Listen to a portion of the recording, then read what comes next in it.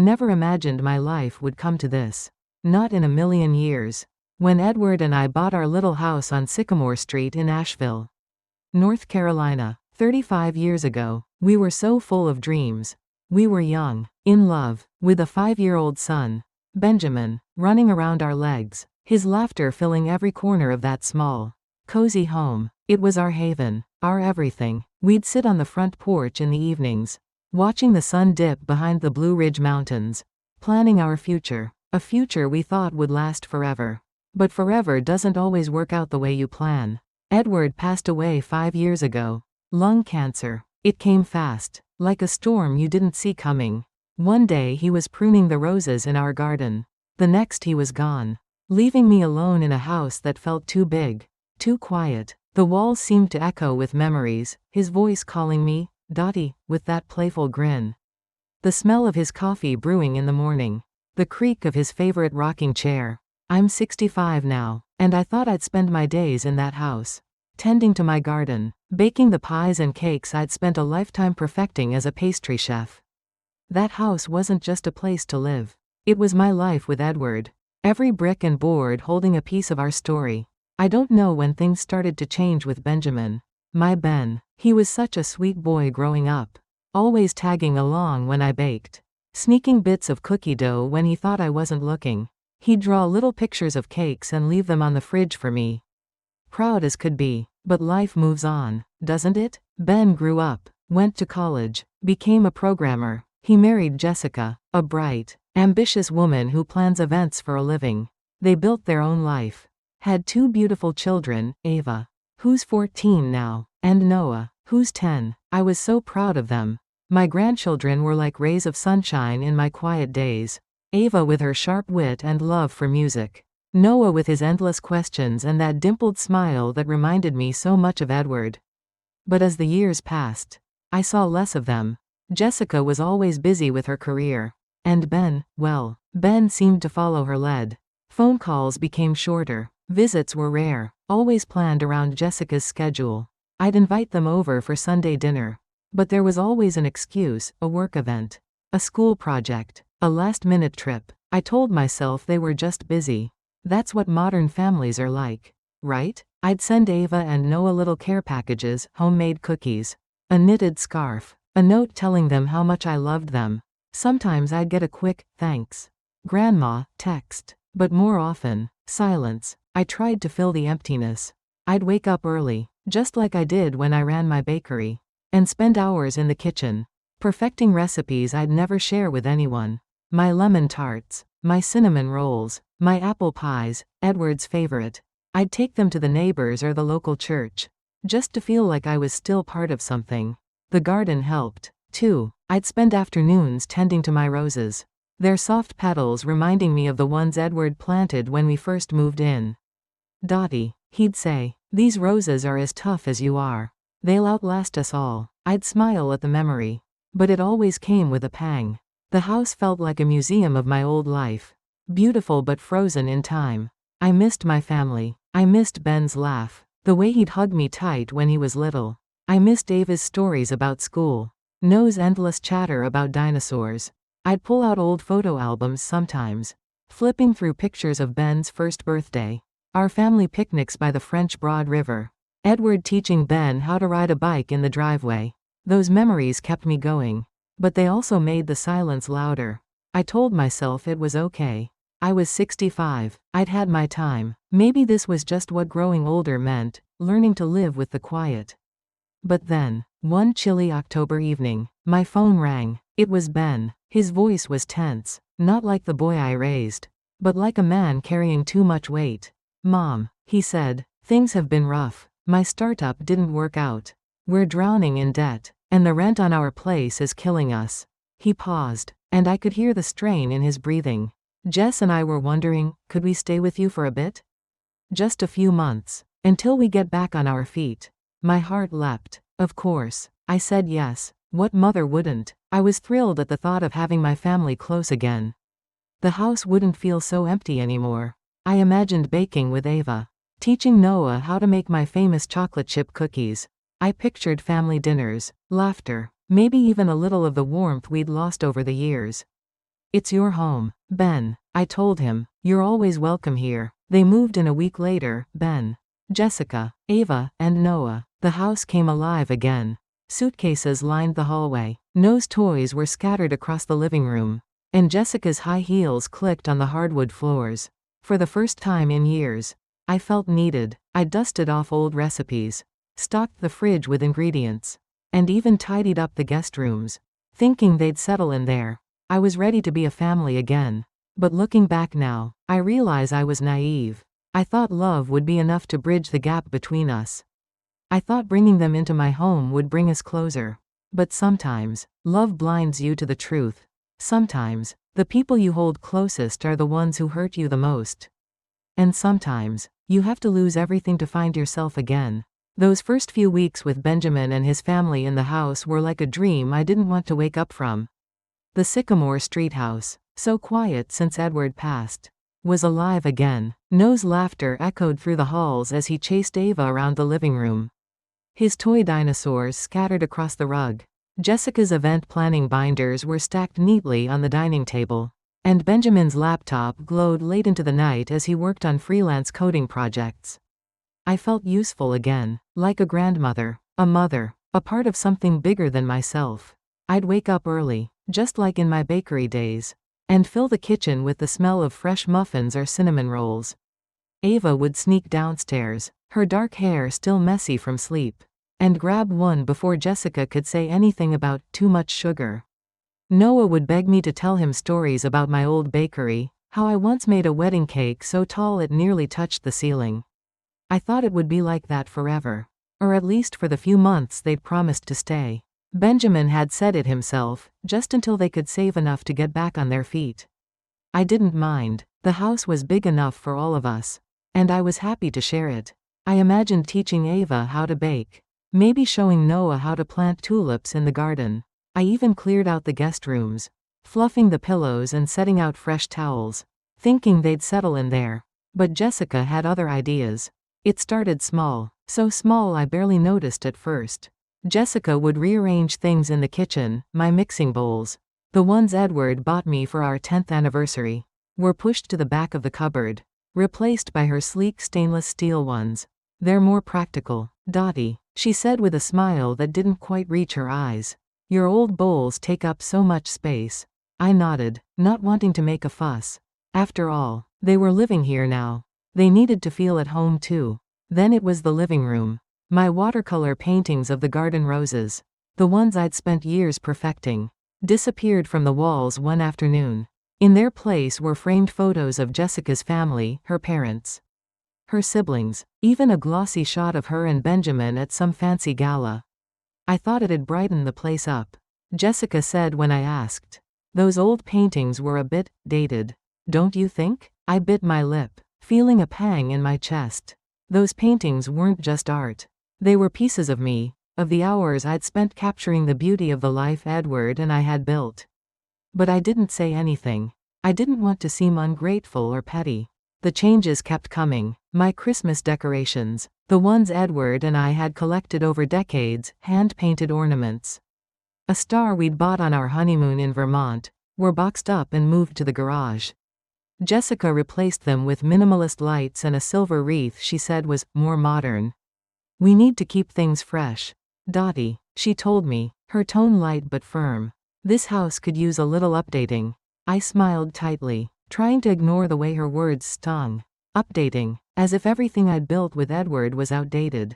Unwanted. About 4 months in, things took a sharper turn. One evening, Jessica knocked on my bedroom door. I was surprised. She rarely came upstairs.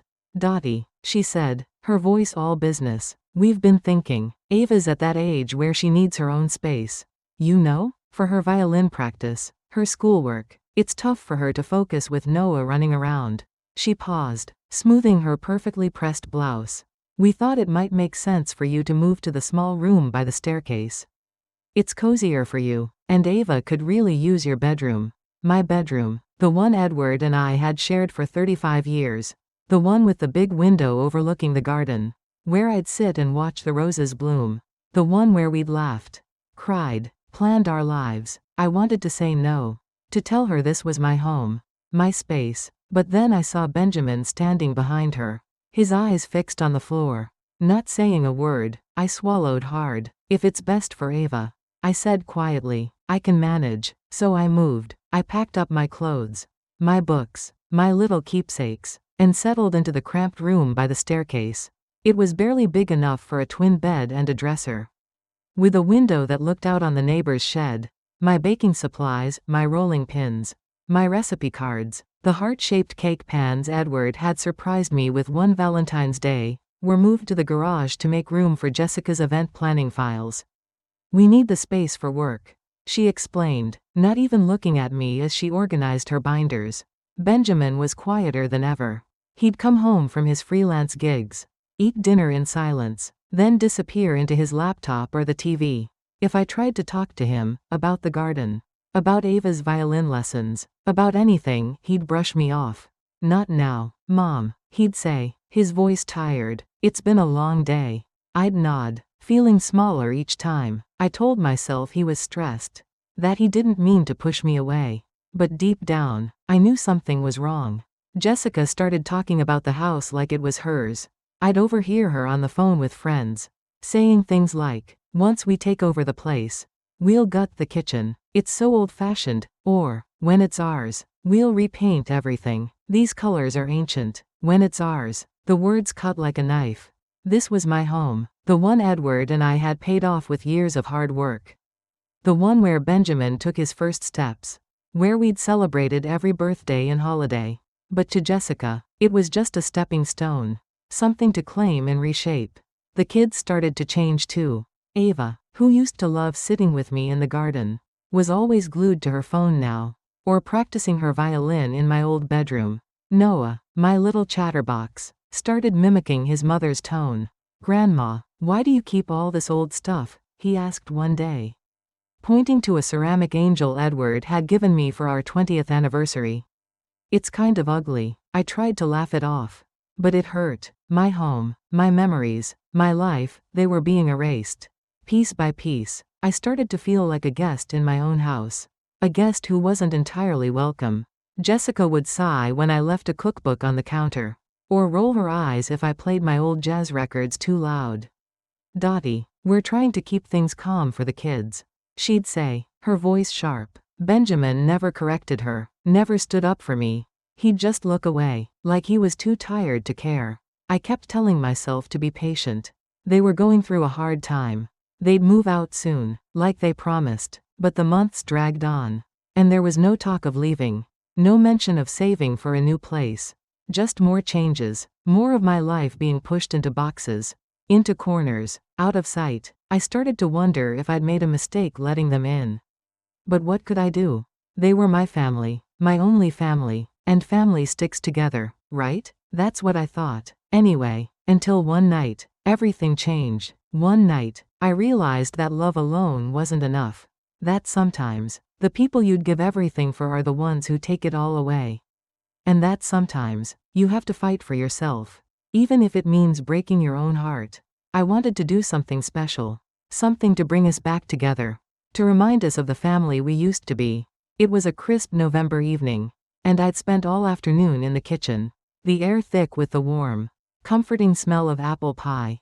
It was Benjamin's favorite when he was a boy. He'd sit on the counter, swinging his little legs, watching me roll out the dough, begging for a slice before it even cooled. I thought maybe, just maybe, that pie could bring back a spark of that closeness.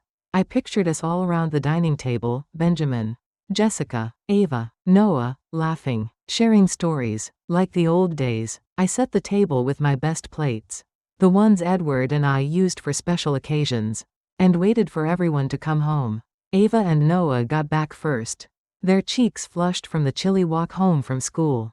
Grandma, that smells amazing, Noah said, his eyes wide as he peeked at the golden-crusted pie on the counter. Ava, usually so reserved these days, gave me a small smile. Is that apple pie? She asked, her voice soft, like she was remembering something too. For a moment, I felt a flicker of hope. Maybe this would work. Maybe we could be a family again. Then Jessica walked in. She stopped in the doorway, her designer coat still on, her nose wrinkling like she'd smelled something unpleasant. "Dottie, what's all this?" she asked, her tone sharp enough to cut through the warmth of the kitchen. I swallowed, keeping my voice steady. "I made apple pie, Ben's favorite. I thought we could have a family night. Just the 5 of us." Jessica's lips pressed into a thin line. She set her purse down with a deliberate thud. "Apple pie? Really, Dottie? You know Ava's on a low-sugar diet for her violin competitions. And Noah's got a checkup next week, we're watching his carbs." She sighed, like I'd committed some terrible mistake. "This old-fashioned baking of yours. It's just not practical anymore." I felt my cheeks burn. "It's just a pie, Jessica," I said quietly. "Ava and Noah have always loved it. It's not going to hurt them." Jessica laughed, a short, harsh sound. "Not going to hurt them? Dottie, you don't get it, do you? We're trying to keep things healthy around here. Modern, your whole thing." She waved her hand at the kitchen. At me. "It's like living in the last century. Honestly, I don't know why you keep acting like this is still your house." Her words hit me like a slap. My house. The house Edward and I had poured our hearts into. The one we'd paid off with years of sweat and sacrifice. The house where Benjamin learned to walk. Where we'd carved pumpkins on the porch. Where I'd nursed Edward through his final days. I opened my mouth to speak. But before I could, Benjamin walked in. He looked tired. His tie loosened. His shoulders slumped from a long day of coding. He sniffed the air, and for a split second, I saw it. That little boy who loved my pies. His eyes lighting up, but then Jessica shot him a look. And the spark faded. "Ben," she said, her voice low but commanding. "Tell your mother this isn't okay. We've talked about the kids' diets." I waited, my heart pounding, hoping he'd say something. "Anything, Mom," he said finally, rubbing the back of his neck. "Jess is right. We've got to be careful with what the kids eat. You know how it is." "You know how it is?" I repeated, my voice trembling despite myself. "Ben, this is my home. I made this pie for us. For our family. I just wanted to do something nice." Jessica rolled her eyes. "Nice? Dottie, this isn't about being nice. It's about respecting our boundaries. You keep acting like you're in charge here. Like you can do whatever you want. But this is our home now. We're the ones raising a family here." I felt tears prick at my eyes.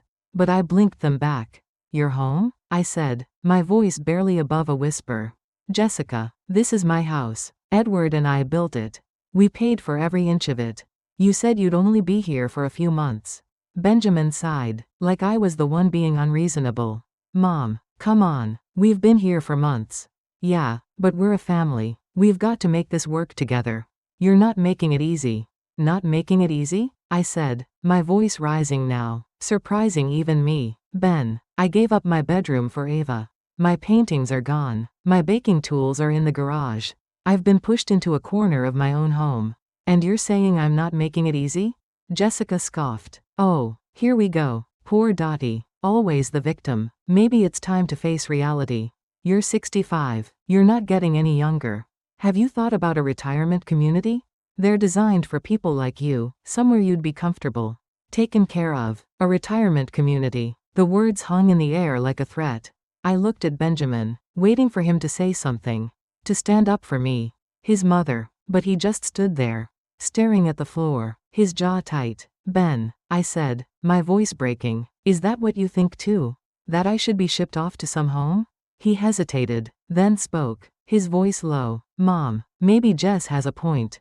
You're always forgetting things, like leaving the oven on last week." "It's not safe." "That's a lie," I snapped, my hands shaking. "I've never left the oven on. I ran a bakery for 30 years. Benjamin, I know how to handle a kitchen." But I could see it in his eyes, he believed Jessica. Not me, my own son. Something inside me broke. All the months of swallowing my hurt, of trying to keep the peace, of hoping things would get better, it all came crashing down. "This is my home," I said, my voice steady now, despite the tears. "I let you stay here because you're my family. But you're treating me like I'm nothing. Like I'm a burden." Jessica slammed her hand on the counter. "A burden? Dottie, we've been taking care of you. I cook, I clean, I drive you to your appointments. And this is the thanks we get?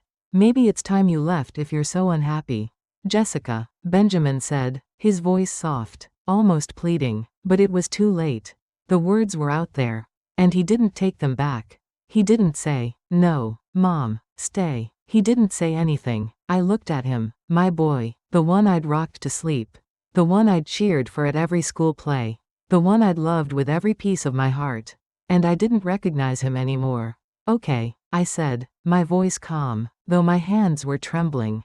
"If that's what you want, I'll go." "Mom, don't be dramatic," Benjamin said, his tone nervous now. "You don't have to leave right now. Let's talk about this tomorrow." "No," I said, cutting him off. "I'm leaving tonight. If I'm not welcome in my own home, I won't stay where I'm not wanted." I turned and walked upstairs to the tiny room by the staircase.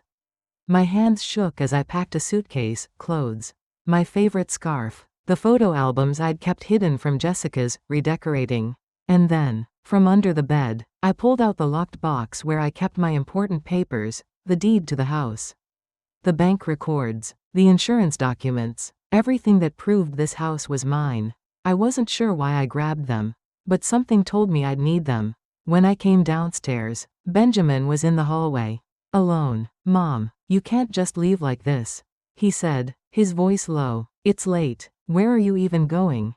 "To Claris," I said, though I hadn't called her yet. "You suggested I stay with a friend, didn't you?" He reached for his phone. "Let me call her for you." "No," I said sharply. "I'll handle it myself." I didn't want him to feel like he was fixing this, like he was taking care of me. Not after what he'd done. Jessica appeared behind him, her arms crossed, a triumphant glint in her eyes. "So, you're really going?" she said, not even trying to hide her satisfaction.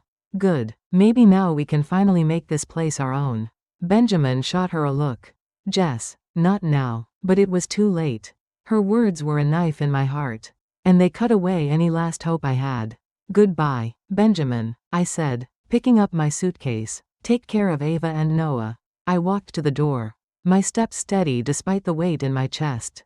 "Dottie, don't forget your keys," Jessica called after me, her voice dripping with mockery. "We'll need to change the locks anyway." I didn't answer. I stepped out into the cool night air, the door closing behind me with a soft click. The streetlights cast long shadows on Sycamore Street, and for the first time in years, I felt a strange sense of freedom mixed with the pain. I was leaving my home, the place I'd built with Edward, the place I'd thought I'd live forever. But I wasn't leaving empty-handed. I had my pride, my memories, and those papers in my suitcase. And somehow, I knew this wasn't the end. It was just the beginning of something I couldn't yet see. That night, as I stood on Claris' porch with my suitcase, the weight of what I'd done settled over me like a fog. I'd walked out of my own home, the house on Sycamore Street, where Edward and I had raised Benjamin, where we'd laughed and cried and built a life, was behind me. But as I rang Claris' doorbell, the cool November air brushing my face, I felt something else too, a strange, fragile sense of freedom. I wasn't sure what came next, but I knew I couldn't go back. Not to that house, not to being invisible. Clara opened the door, her gray hair pulled back in a loose bun, her eyes wide with concern. "Dottie, what in the world?" she said, taking one look at my suitcase. Come in, come in." She didn't ask questions, not at first. She just led me inside, set my bags in her guest room, and poured me a cup of chamomile tea. We sat at her kitchen table, the same one where we'd shared countless cups of coffee over the years. Back when we worked together at the high school, she teaching literature, me baking for the cafeteria. "Tell me what happened," she said finally, her voice gentle but firm, like she knew I needed to let it out. And so I did. I told her everything, how Jessica had taken over the house, how my things were pushed aside, how Benjamin stood by and let it happen. I told her about the apple pie, about Jessica's cruel words, about the retirement home suggestion that felt like a betrayal. And I told her about Benjamin's silence, the way he looked away when I needed him most. Clara listened, her face a mix of anger and sadness. "I always knew Jessica was trouble," she said when I finished, shaking her head. "But Benjamin? I never thought he'd do this to you. He was such a good boy." "I don't know him anymore," I said, staring into my tea. "He's not my Ben, not the one who used to hug me and tell me I made the best pies in the world." Clara reached across the table and squeezed my hand. You're staying here as long as you need. Dottie, this house is yours too. I smiled, grateful for her kindness, but her words sparked something in me. My house, the one on Sycamore Street, was mine. Edward and I had paid off every cent of that mortgage. Every nail, every shingle, every rose in the garden, it was ours. And suddenly, I knew what I had to do. I'm going to sell it, I said, the words surprising even me. Clara's eyes widened. Sell the house? Dottie, are you sure? I've never been more sure, I said, feeling a fire I hadn't felt in years. They think they can push me out and take it? Well, they're wrong. It's my house, and I'm taking it back, my way. The next morning, I called Rebecca, a real estate agent I'd met through a friend at church. She was sharp, professional, with a warm smile that put me at ease. We met at her office downtown, a small space with big windows overlooking Asheville's autumn-colored streets. I brought the locked box with my papers, the deed, the title, everything that proved the house was mine. I want to sell the house on Sycamore Street, I told her, and I want it done fast. Rebecca looked through the documents, her brow furrowing slightly. Everything's in order, Dottie. The house is yours, no question, but your son and his family are living there, right? Do they know about this? No, I said, my voice steady, and I'd prefer they find out officially. Through you, she nodded, her expression professional but understanding. Okay, we can make this quick. The market's hot in your neighborhood. Let's get an appraisal, take some photos, and list it, but I have to warn you, it might cause some tension. Let it, I said, surprising myself with how calm I felt. It's time I stood up for myself.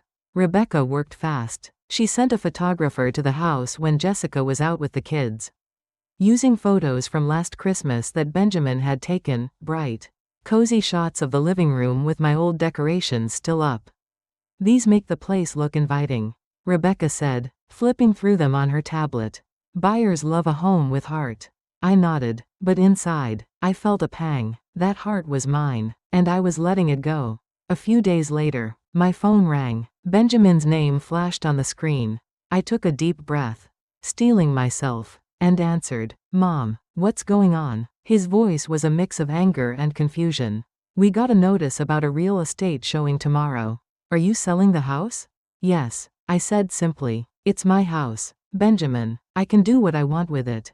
There was a long silence. You can't, he said finally, his voice shaking. We live here, me, Jess, the kids. Where are we supposed to go? You asked me to leave. Remember? I said, my tone calm but firm. You made your choice. Now I'm making mine. Mom, I didn't mean it like that. He said, his voice softer now, almost pleading. I thought you'd stay with Clara for a few days. Cool off. I didn't think you'd sell the house out from under us. Life's full of surprises, isn't it? I said, echoing Jessica's cold tone from that night in the kitchen. The showing's tomorrow at 2. Make sure the house looks presentable. I hung up before he could say more. My heart racing. I felt a mix of guilt and power, guilt for the pain I knew this would cause, but power in taking control of my life for the first time in years. Clara, who'd overheard the call, handed me a glass of wine. To standing up for yourself, she said, raising her glass. To new beginnings, I replied, clinking my glass against hers. The next day, Rebecca called with good news. The house drew interest almost immediately. A young couple, the Wilsons, made an offer above asking price. They love the neighborhood, Rebecca said, and they fell for the garden. Those roses sealed the deal. I smiled, thinking of Edward planting those roses all those years ago. But then came the twist. Rebecca's voice dropped. Serious now, Dottie, there's something you need to know. When I was checking the title, I found something odd. It looks like Jessica tried to file a change of ownership form with the county. She forged your signature, claiming the house was being transferred to her and Benjamin. I felt the air leave my lungs. Forged my signature? I whispered. Yes, Rebecca said, but it didn't go through. The county flagged it because the original deed, your deed, wasn't presented. Lucky you had it with you. Lucky. I clutched the phone, my mind racing. Jessica hadn't just pushed me out.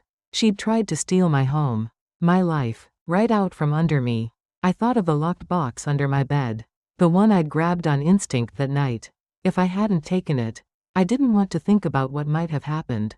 What do we do now? I asked, my voice shaking. Nothing. Legally, Rebecca said. The house is yours, and the sale is moving forward. But I thought you should know what she tried to do. I thanked her and hung up. My hands trembling. Clara, sitting across from me, raised an eyebrow. What's wrong? When I told her, she let out a low whistle. That woman's got nerve, she said, but you've got something she doesn't, guts. And a house to sell. I laughed. Despite everything, Clara was right. Jessica thought she could outsmart me. But she'd underestimated me. I wasn't just selling the house to start over. I was going to make sure no one could take advantage of me, or anyone like me, again. With the sale moving forward, I started looking for a new place. Rebecca showed me a small house on Elm Street. A cozy one-story with white siding, blue shutters, and a backyard perfect for a garden. The kitchen was bright, with a big window over the sink and enough counter space for all my baking. I could already see myself there, rolling out dough, planting new roses, starting fresh. It's perfect, I told Rebecca, my heart lifting. The house on Sycamore sold faster than I expected. The Wilsons signed the papers, and I'd have enough money to buy the Elm Street house outright. With plenty left over, I started thinking about what to do with the extra.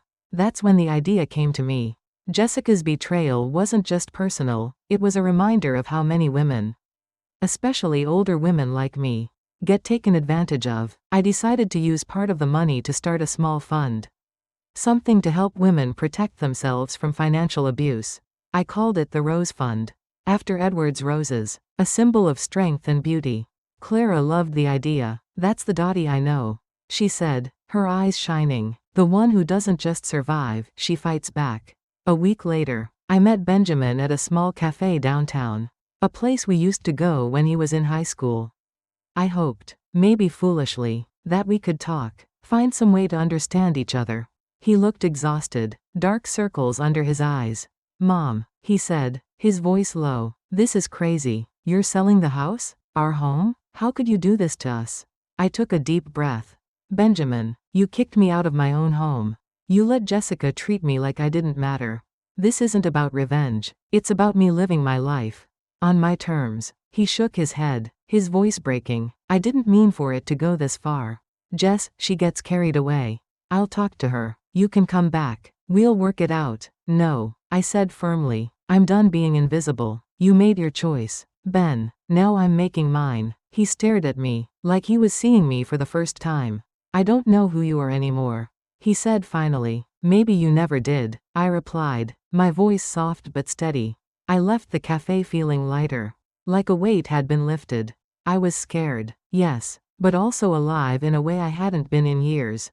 The house on Elm Street was waiting for me. A new garden, a new kitchen, a new life, and the Rose Fund? That was my way of turning pain into purpose, of making sure no one else would feel as powerless as I had. The first morning in my new house on Elm Street felt like a dream. I woke up to sunlight streaming through the big kitchen window, the air quiet except for the soft chirping of birds in the backyard. No one sighed if I left a cookbook out. No one told me my music was too loud. It was just me, my coffee, and the promise of a new day. I stepped onto the back porch with my mug, looking out at the small garden where I'd already planted a few rose bushes. Edward would have loved it here.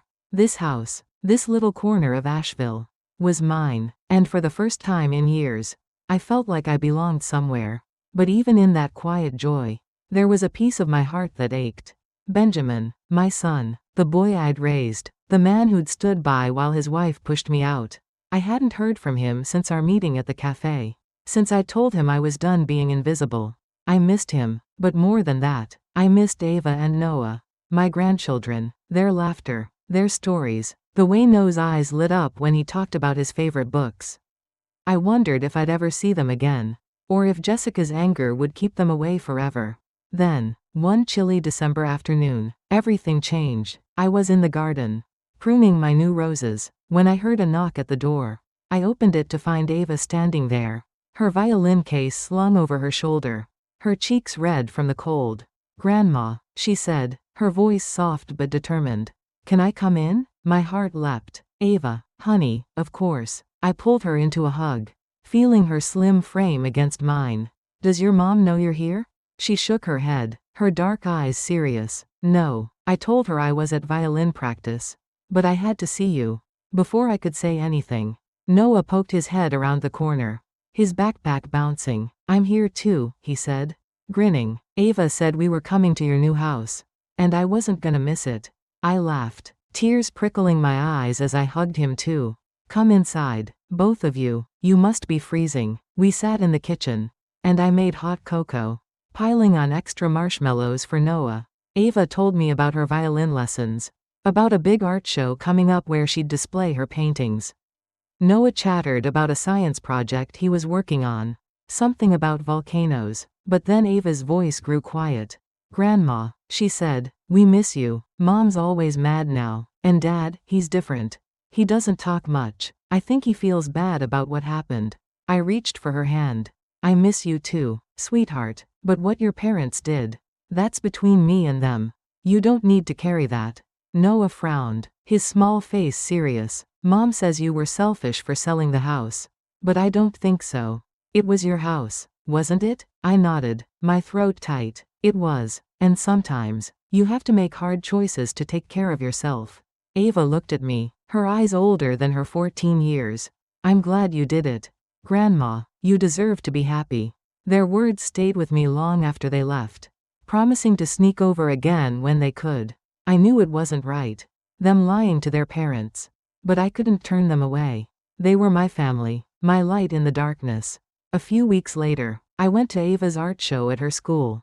I knew it was risky. Benjamin and Jessica would be there, but I couldn't miss it. Ava had begged me to come, her voice full of pride when she told me about her painting. A watercolor of roses inspired by my garden. I slipped into the school gym, my heart pounding, and found a seat near the back, hoping to stay unnoticed. The show was beautiful. Ava's painting was stunning, all soft pinks and reds, capturing the roses in a way that made my heart ache for Edward. I was so proud of her, my talented girl. But then I heard Jessica's voice, sharp and unmistakable, from across the room. What is she doing here? I turned, and there she was, her eyes locked on me, her face twisted with anger.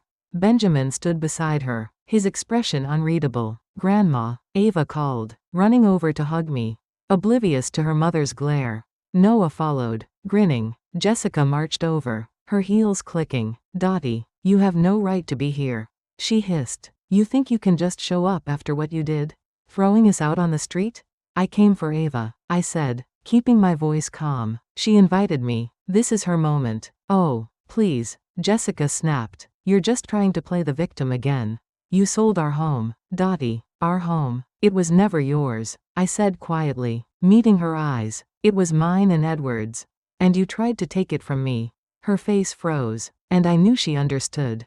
The forged papers, the betrayal. Benjamin looked between us, his jaw tight. Mom, Jess, let's not do this here, he said, his voice low. But Jessica ignored him, stepping closer. You think you've won? She said, her voice venomous. You've lost your son, Dottie, and soon, you'll lose your grandchildren too. I felt a stab of pain, but I stood my ground. No, Jessica, I've lost nothing. I've found myself, and that's something you can't take away. Ava grabbed my hand, her voice fierce. Stop it, Mom. Grandma's here for me. She's always been there for us. Jessica's face flushed, but before she could respond, a teacher approached, smiling politely. Mrs. Sullivan, Ava's painting is wonderful. You must be so proud. I nodded, grateful for the interruption. I am. Jessica stormed off, dragging Benjamin and the kids with her. But Ava looked back, giving me a small wave. And Noah mouthed, see you soon. That night, Clara poured me a glass of wine.